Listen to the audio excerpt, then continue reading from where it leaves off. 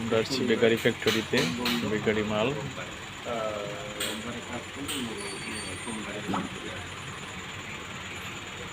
লাবরা rail স্টেশনের পাশে।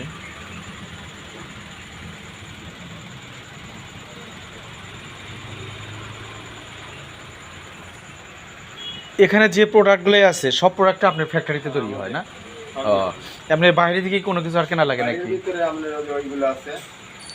এইটা আছে না? আচ্ছা, যে উপরের বিস্কিটগুলো যেগুলো আছে, যে ওগুলাই, এগুলো সবই আপনাদের তৈরি হয় না? এগুলো সবই আপনাদের ফ্যাক্টরি। তাতে এখন ব্যবসা বাণিজ্য কেমন চলতেছে? এখন ব্যবসা খারাপ ভাই, এখন একটু খারাপ, খুবই খারাপ। এখন মেঘ বৃষ্টি হয়ে গেল, একটু আবহাওয়া খারাপ, তো এই জন্য একটু প্রবলেম হচ্ছে। তাছাড়া মোটামুটি ভালো ছিল তো আর কি। এখন কর্মচারী কয়জন আছে আপনাদের এখানে? কর্মচারী এখানে আপনি 4টে কাজ করে। 4টা করলে যারা মাল বানায়, এখন তো মেশিনের যুগ, বেশি কারিগর লাগে না। আগে 8-10টা করে লাগছে, কারণ কারিগর কম লাগে। মানে অটো হয়ে যায় আর কি। অটোতে কাজ করে, এটাই ভালো হয়েছে। অনেক সুন্দর সুন্দর বিস্কিট,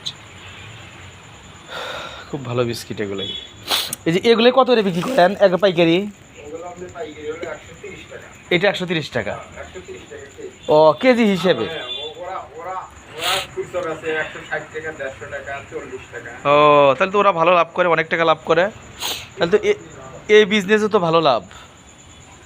যারা খুচরা ব্যবসায়ী এদের তো অনেক লাভ হয়, লাভ আছে। খুচরা বিক্রি করে 5 টাকা পিস। আর 1 কেজিতে কয়টা হবে? 30-32টা হবে না? তাহলে 5-30টা হলে 5-30-150। বুঝতে পারছি। আর আপনাদের কেনা এখান থেকে কিনে এনে যায় 120 টাকা করে। যাই হোক, ফাইন, ধন্যবাদ।